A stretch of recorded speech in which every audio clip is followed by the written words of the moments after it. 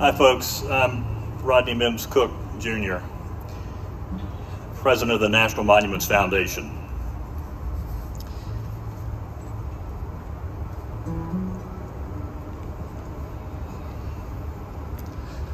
Last August, our Executive Director, Mac Schmitz, who's right there, raise your hand, Mac, in case anybody has a question for you, and I think I see Joe Gebbia, one of our directors, wave your hands, liaison Daphne Swilling, Tennessee's toughest cowgirl,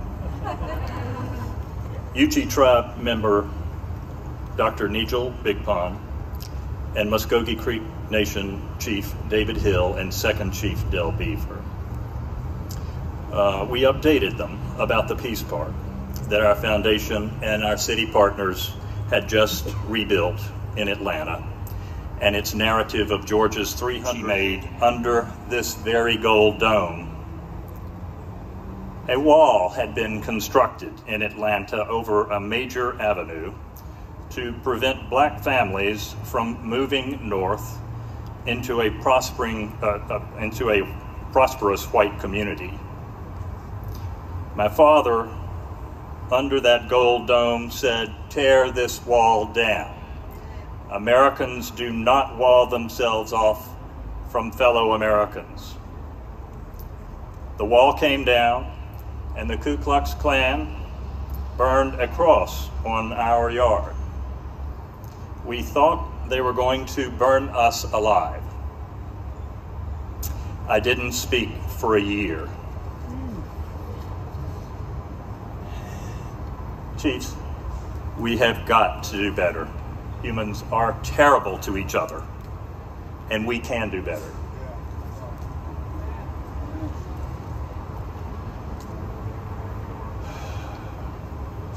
After that, the chiefs told us that they would like to gift 2 peace trees to the state of Georgia from her native peoples. Last November, they had a tree planting ceremony here at Liberty Plaza, and tomorrow morning we will hold a ceremonial planting of 2 eastern red cedar trees in Cook Peace Park. The cedar, which has been sacred for thousands of years, represents the breath of God. I invite each of you to join us for this ceremony, which will take place at 11 o'clock a.m. in Rodney Cook Senior Peace Park in Vine City, near the statue of my father's friend, Dr. Martin Luther King, Jr. My buddy Blake Chavis is somewhere here. Blake, where are you? You're a big dude. Wave your hand somewhere. He's a big fella. I wouldn't fool with him, but he always makes sure, he's Native American. He always makes sure that I get Daphne's all-important protocols correct, and he'll make sure I do that tomorrow. The land where we gather right now was purchased by my ancestor, Mayor John Mims. He built Atlanta's first city hall right there, which suffered during the Civil War, Atlanta being the only American city burned to the ground in a state of war. It is now the site of Georgia's magnificent capital, a great symbolic place to host today's most important ceremony. And Senator Gooch, we thank you for all that gold on top of that dome from your native Dahlonega.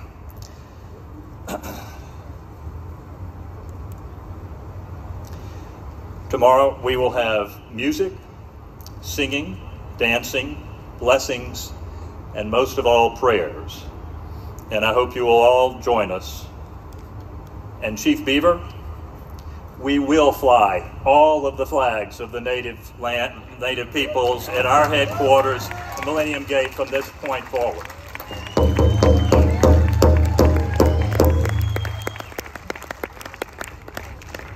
And Lord Alderdice, I see from Kevin's very fine hat what I need to give you tomorrow as a gift.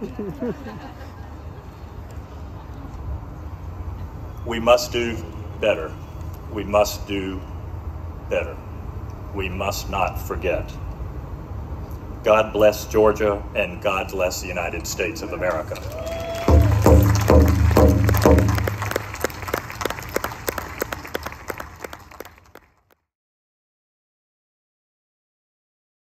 And it's great to see everybody again.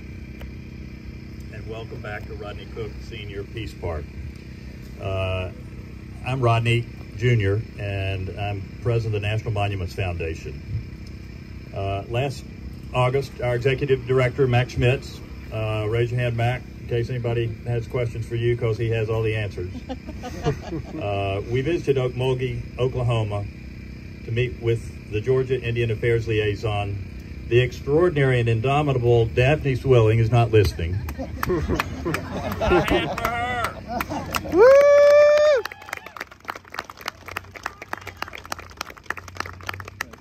Utah Tribe member Dr. Nigel Big Pond, my pal. Muskogee Creek Nation Chief David Hill, Second Chief Del Beaver.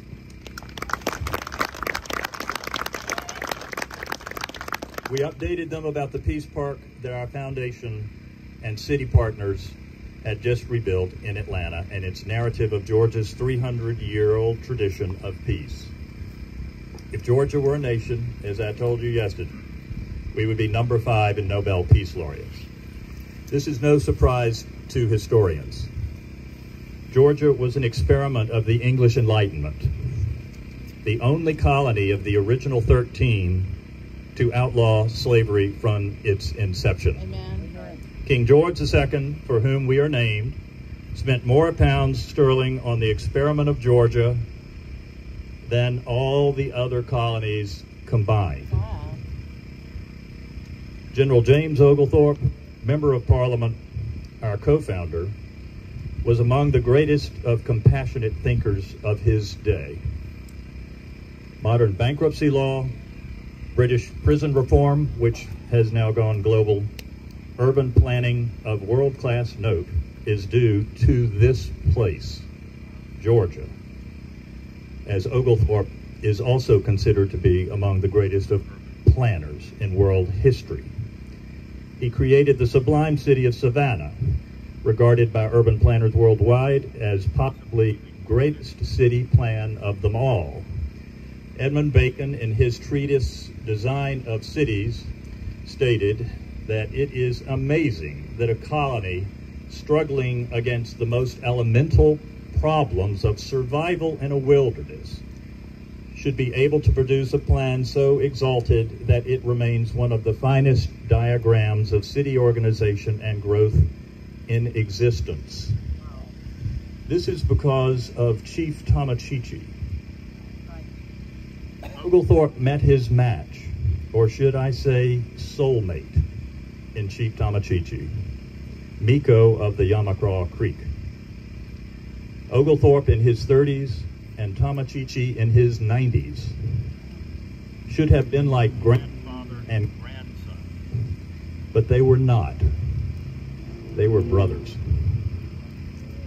Due to this extraordinary friendship and trust, Oglethorpe invited Tomochichi as the guest of King George II to London, where he and his entourage, including his queen, Sanauku, his heir, Tunahowie, were guests of honor at a ball in the King's Gallery at Kensington Palace.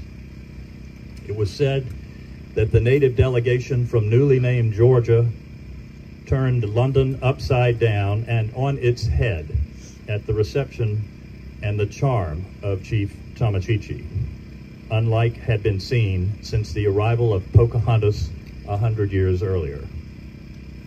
Chief Tomochichi knew it was a moon and a half to 2 moons away, a very long distance.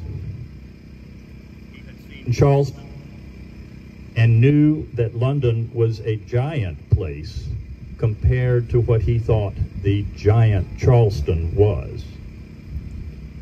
His trust in Oglethorpe compelled him to go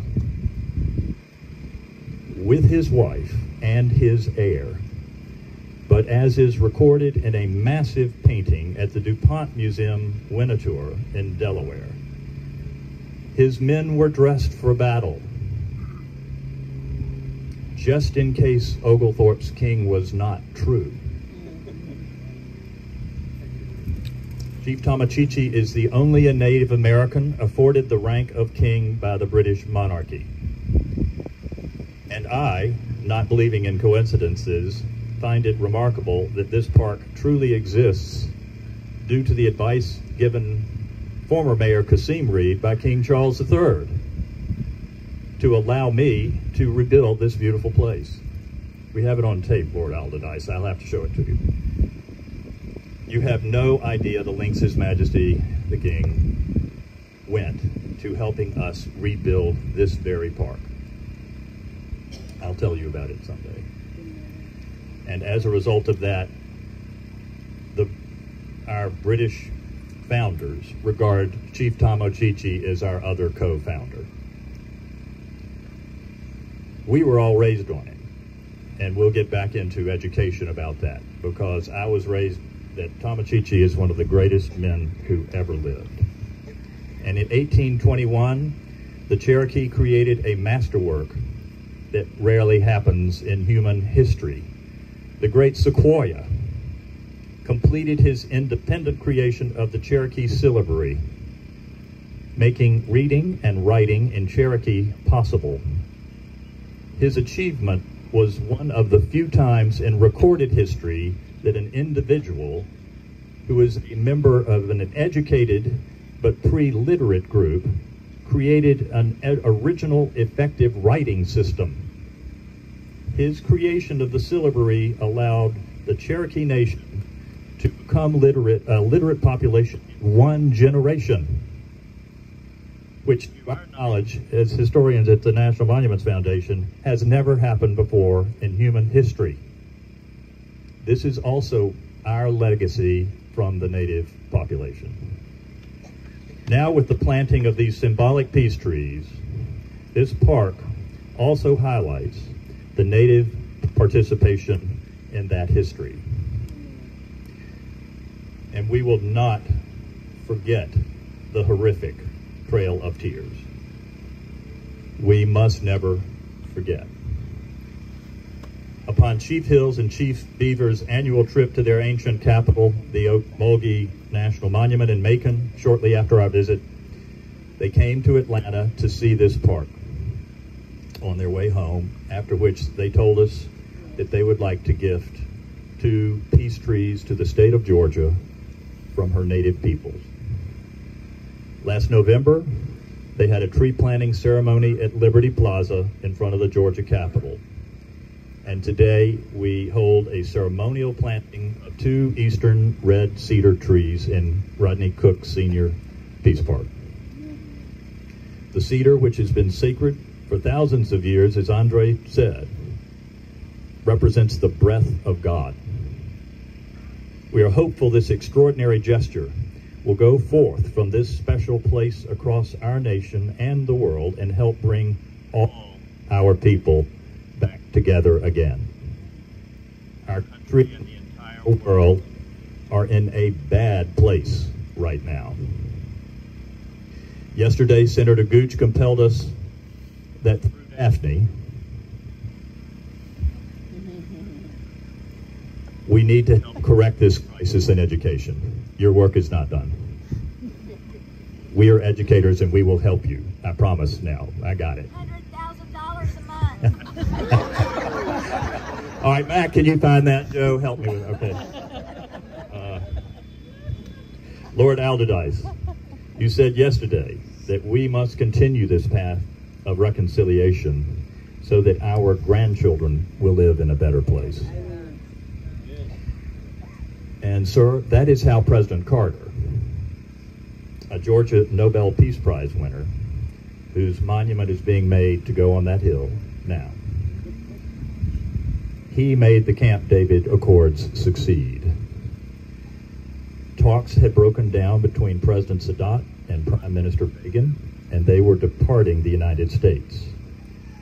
President Carter took the chance on their departure to present them photographs of their grandchildren.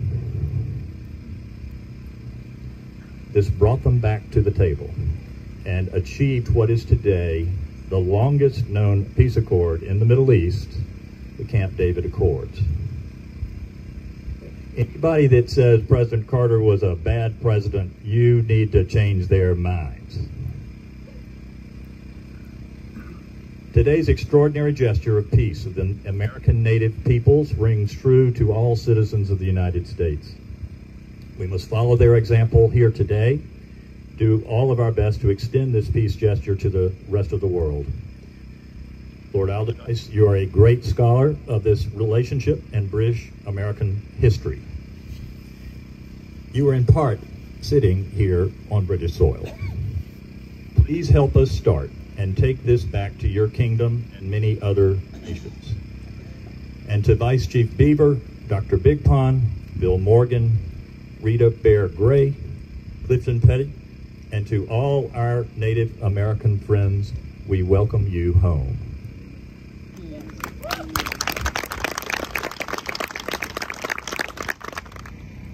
There's a famous preacher here, Reverend Durley, Gerald Durley. I thought he's the greatest preacher I've heard in my life, yesterday and today.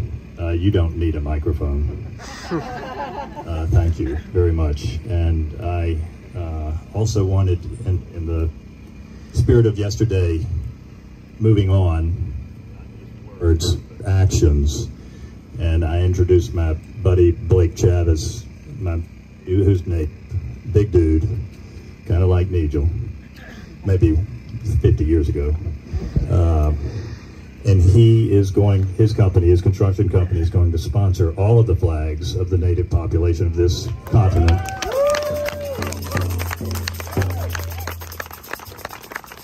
And we'll start at the Millennium Gate, Georgia History Museum, which is our headquarters. It's a very beautiful place. It's a monumental arch 1 mile away in Midtown. You're all always welcome there, all of you. And Daphne, my heart goes to you. You do what you say, you mean what you say. God is with you. You're an angel. Thank you so much. We are closed. Thank you for coming.